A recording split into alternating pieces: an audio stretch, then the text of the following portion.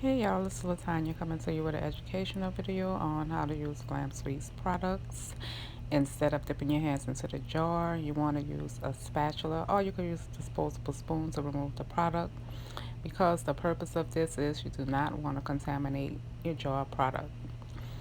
Anytime you dip your fingers, especially wet fingers, into a jar, you're introducing water into the jar, which could also lead to bacteria and other microorganisms growing into the product. So you do not want to dip your fingers into the jar. I should have been made this video.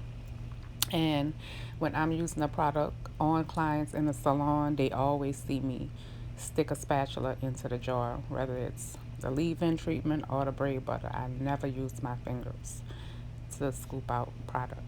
So watch the video all the way through the end. You'll also see me using the products on my hair, and more updated videos are coming of my hair journey, because as you know, if you've seen previous posted videos, I did shave my head a year ago. So I'll have more updated videos of my hair journey also, but watch the video all the way through the end.